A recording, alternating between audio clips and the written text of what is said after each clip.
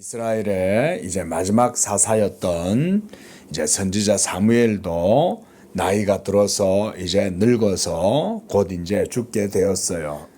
이렇게 이제 이스라엘의 지도자가 없어지면 그 다음에 또 지도자가 있어야 되겠죠. 그 지도자로 세운 것이 바로 누구냐면 사무엘의 아들들이에요. 그런데 안타깝게도 이 사무엘의 아들들은 사무엘처럼 하나님을 잘 섬긴 사람들이 아니었어요. 그래서 3절에 보면 그의 아들들이 자기 아버지의 행위를 따르지 아니하고 이익을 따라 뭘 받았다 그랬어요? 뇌물을 받았다 그랬어요. 뇌물이란 바르게 판결을 해주고 정의롭게 행동을 해야 되는데 다른 사람이 와가지고 그러는 거야. 저한테 유익하도록, 저한테 이익이 되도록 판결을 해주세요 하면서 뭘 주냐면 돈을 주는 거야. 금덩어리를 하나 딱 주는 거야. 응? 그러면 그걸 받은 판사가 어떻게 되겠어요? 마음이 공의롭게 판결을 하기보다 돈을 받았으니까 그 사람한테 유리하게 좋게 판결을 해주겠죠. 그렇죠? 그때 주는 그 돈 또는 그 금덩어리, 옛날에는 금이나 은이나 이런 걸 줬겠죠. 그러면 그걸 받고 판결을 굽게 하는 거예요. 그런 게 바로 뇌물이라고 하는 거예요. 우리나라에도 옛날에 보면 뭐 요즘도 마찬가지고 옛날에도 그렇고 어느 시대나 이런 사람들이 있어요. 그래서 법으로 판결하는 판사나 검사나 이런 사람들한테 가서 뒤에 가서 몰래 만나서 저한테 좀 유리하게 해주세요 이러면서 돈을 주는 거예요. 예? 그 옛날에 이런 사람들을 보고 탐관오리라 그랬어요. 탐관오리. 탐관오리란 말은 이렇게 무슨 일을 맡아가지고 나라의 일을 하면 정의롭게 해야 되겠죠. 그렇게 하지 못하고 뇌물을 받아가지고 자기한테 돈 준 사람, 자기한테 뭐 갖다 바치는 사람한테는 좋게 판결을 해주고 이런 걸 탐관오리라고 그러는 거예요. 자, 이 사무엘의 아들들은 자기 아버지 사무엘처럼 하나님을 바르게 섬기지도 않고 뇌물을 받고 그렇게 해서 판결을 뒤집어 가지고 하는 거예요. 그러면 돈이 있는 사람이 이 사사한테 돈을 주고는 판결을 자기한테 유리하게 하면 어떤 일이 일어날까요? 그 반대편에 서 있는 사람, 그렇죠? 반대편에 서 있는 사람은 어떻게 되겠어요? 억울하겠죠. 자기는 돈이 없으니까 줄 돈이 없는데, 저 사람은 자기가 잘못해놓고도 자기 잘못을 무마하려고 판사한테 돈을 주면 그 판사가 그걸 받고 판결을 굽게 하면 그 반대편에 있는 사람은 억울하게 되겠죠. 그렇죠? 응? 왜냐하면 그 사람을 잘 못했는데 자기가 유리하게 그냥 돈을 주고. 그렇지. 그런 일이 있으면 되겠어요? 안 되겠어요? 안 되겠죠. 무엇보다 하나님이 다 보고 계시잖아요. 그렇죠? 그래서 우리 예수 믿는 사람들은 하나님을 믿기 때문에 무슨 일을 행해도 우리 건우가 앞으로 자라서 세상에서 사회에서 어떤 일을 하든지 하나님 앞에서 정의롭게 행할 수 있는 그런 하나님의 사람이 되어야 됩니다. 이 세상 사람들은 돈을 따라서 행동하고 돈을 따라서 결정하고 그래서 공의롭게 행해야 할 판결도 돈 때문에 판결을 뒤집어 버리고 이렇게 하면 나중에 그것으로 인해서 다 하나님께로부터 벌을 받아요. 공의라고 하는 것은 반드시 부메랑처럼 돌아오는 거예요. 공의라는 것은. 건우 부메랑 던져봤죠? 부메랑 던지면 어떻게 돼요? 딱 날아가다가 다시 어떻게 돼요? 다시 돌아오죠. 그처럼 하나님의 공의는 반드시 우리가 잘못을 하면 그 공의로 인해서 문제가 생겨요. 그게 하나님의 법이기 때문에. 그래서 항상 하나님의 법 앞에서 우리는 조심해야 돼. 무슨 행동 하나를 해도 그거는 반드시 자기에게 돌아오게 돼 있어요. 모든 것들은. 그래서 하나님을 두려워해야 돼요. 자, 그런데 이런 것들을 보고 이제 이스라엘의 지도자들이, 이스라엘의 어른들 말하자면, 그래 그 장로라고 그래요. 그런 어른들을, 그런 장로들이 모여가지고 이제 사무엘에게 가가지고 말합니다. 사무엘님, 우리가 보니까 이제 당신은 늙어서 돌아가실 때가 됐는데, 그런데 당신의 아들들이 이스라엘의 지도자로 이렇게 서가지고 있으니까 그들이 뇌물을 받고 판결도 굽게 하고 이렇게 하니까 이게 나라가 제대로 안 됩니다. 그래서 우리가 회의를 해봤는데 뭐가 좋을까 생각했더니 우리나라도 이제 다른 나라, 이방의 하나님을 믿지 않는 다른 나라, 주변에 모압, 암몬, 애굽, 아수르 여러 나라들이 있는데 그런 나라들처럼 우리에게도 왕을 세우도록 해주세요. 이렇게 이스라엘의 지도자들이 사무엘에게 말을 한 거예요. 그런데 사무엘이 이 말을 듣고 기분이 좋지 않았어요. 왜냐하면 자, 이스라엘 한 나라의 왕이 있는 건 당연한 거죠. 그러면 이스라엘이라고 하는 나라에도 왕을 세우는 게 맞겠다는 생각이 들죠. 그렇죠? 그런데 사무엘은 백성들이 왕을 세우게 해달라는 그 말을 듣고 좋아하지 않았어요. 왜냐하면 이스라엘에는 왕이 있어요, 없어요? 누구예요? 맞아요. 하나님이 바로 이스라엘의 왕인 거예요. 하나님은 눈에 보이는 분은 아니지만 이스라엘 백성들에게 계속해서 지금까지 율법을 주시고 또 그 이스라엘 백성들을 광야에서 40년 동안 그들을 인도하시고 지켜주시고 보호해 주셨죠. 그리고 하나님의 약속의 땅 가나안에 들어갈 때도 하나님께서 그들과 함께 하셔서 싸워주시고 이기게 해주고 그렇게 해서 지금 사무엘 시대까지 하나님이 그들을 도와주셨죠. 그렇죠? 또 우리가 사사시대에서도 여러 사사들을 봤어요. 그렇죠? 하나님이 계속해서 이스라엘의 모든 삶을 지키고 인도해 주셨잖아요.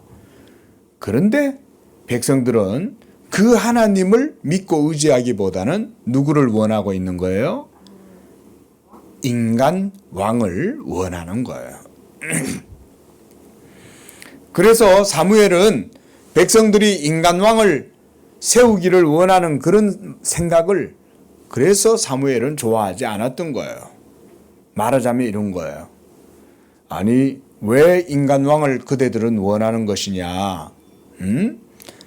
우리 민족과 우리 나라에 왕이 없냐? 살아계신 하나님이 바로 우리의 왕인데 뭔 인간 왕을 너희들이 원하는 거야? 인간 왕이 있으면은 그러면 하나님이 없어도 되는 거야? 라고 하면서 사무엘의 마음이 불편했던 거예요. 그래서 6절에 보니까 사무엘이 그것을 기뻐하지 아니하여 어떻게 했어요? 하나님께 물어본 거예요. 하나님, 백성들이 자기들도 인간 왕이 있어야 되겠다라고 저렇게 기도하고 있는데, 바라고 있는데 하나님 어떻게 하면 좋을까요? 라고 하면서 하나님께 기도했어요. 그랬더니 하나님이 사무엘에게 말씀하셨어요. 7절에 백성이 너에게 요구하는 그 말들을 들으라. 그러니까 왕을 세워라 이 말이죠. 하나님도 그거를 허락을 해주는 거예요. 근데 하나님도 백성들의 말을 들으라라고 말씀하시면서 하나님도 기분이 어떠실 것 같아? 그렇죠. 기분이 그렇게 좋지가 않겠죠. 왜냐하면 이스라엘의 진정한 왕은 누구니까? 하나님 자신이시니까. 그런데 백성들은 인간 왕을 원하는 거예요. 그들이 인간 왕을 원하는 이유는 뭐냐면 하나님이 이렇게 말씀했어요. 그들이 인간 왕을 원하는 것은 사무엘 너를 왕으로 세우거나 너를 싫어해서가 아니다. 너를 지도자로 인정해서가 아니다. 그 말이에요. 그래서 너를 버림이 아니요. 너를 버리려고 한 게 아니라 누구를 버리는 거예요? 하나님을 버려 그랬어요. 나를 버려서 자기들의 왕이 되지 못하게 하려고 그런다. 하나님을 왕으로 삼고 싶지가 않은 거예요. 예? 그게 바로 지금 이스라엘 백성들의 악함이에요. 마음속에 하나님을 섬기고자 하는 마음이 없는 거예요. 마음에 하나님을 왕으로 모시고 하나님의 통치와 지배를 받고 그 왕의 모든 도움을 얻고 싶지 않은 거예요. 그들은 세상 사람들처럼 인간왕을 세워서 그 인간왕을 통해 가지고 자기들이 뭔가 세상처럼 하고 싶은 거야. 8절에 내가 그들을 애굽에서 인도하여 낸 날부터 오늘까지 그들의 모든 행사로 나를 버리고 다른 신들을 섬긴 것 같이 너에게도 그렇게 하는구나. 그러므로 그들의 말을 듣되 너는 그들에게 엄히 경고하고 그들을 다스릴 왕의 제도를 가르치도록 해라. 당시에는 왕의 제도가 아직 없었어. 우리나라는 정치가 어떤 정치라고 그래? 우리나라는? 맞아요. 민주공화국이에요. 민주주의라고 해요. 그거를. 그래서 백성들이 다수의 투표를 해가지고 표를 더 많이 얻는 사람을 지도자로 세우는 그런 게 바로 다수결의 원칙으로 이루어진다. 그래서 그걸 민주주의라고 해요. 그런데 옛날에는 그런 민주주의식으로 지도자를 뽑은 게 아니라 왕이 있었어. 그래서 한 나라가 세워지고 부족이 세워질 때 그 중에서 가장 힘이 있고 지혜롭고 똑똑하고 지도력이 있는 그런 사람이 왕으로 세워졌어. 그리고 왕으로 세워지면 그 다음에 이후에는 그 왕의 자녀들이 계속해서 또 왕족이 되는 거야. 그런 식으로 왕이 됐어. 조선을 세운 태조 이성계라는 사람도 왕이 아니야. 원래는 신하였어. 신하. 에? 그런데 이 태조 이성계가 왕의 명을 거역하고 대대로 한양으로 되돌아와 가지고는 자기의 군대로 한양을 정복을 하고는 그 다음에 개성이죠. 거기에서 자기가 왕이 돼 가지고 그렇게 해서 이제 조선이라는 나라가 세워진 거예요. 그러니까 왕이라고는 하는 거는 이방의 나라들의 왕들은 그런 식으로 해서 세워진 거야. 그런데 이제 하나님의 백성인 이스라엘이라는 이민족에게도 왕이 세워지는데 이런 과정 속에서 백성들이 원해서 왕이 세워지는 거지. 자, 그 이후의 말씀들을 우리가 보지 않지만 이렇게 해서 하나님께서 이제 택해서 사람을 세우는 거예요. 그 누군가를 세워야 되는데 가장 힘 있는 사람이 이스라엘에는 없는 거야. 그러니까 하나님이 세우시는 거예요. 그가 바로 누구냐면 가장 이스라엘의 첫 번째 왕인 사울이라고 하는 사람이었어요.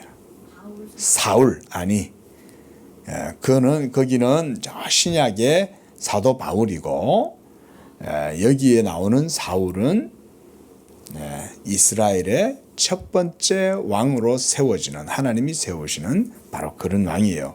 바로 인간들이 원한 왕. 자, 이렇게 해서 하나님이 이스라엘의 왕의 제도를 이렇게 이제 세웠습니다. 자, 이제 이거에 우리 건우도 우리가 이 땅을 살아가지만 우리의 삶의 진정한 왕은 하나님이신 줄로 우리가 믿어야 되는 것입니다. 하나님이 우리의 눈에 보이지 않지만 하나님이 우리 건우의 왕이시고 그리고 하나님이 우리 건우에게 그래서 복을 주고 왕이 먹을 것을 주고 왕이 입을 것을 주고 왕이 또 우리 건우의 모든 삶을 지켜주는 거예요. 알겠죠?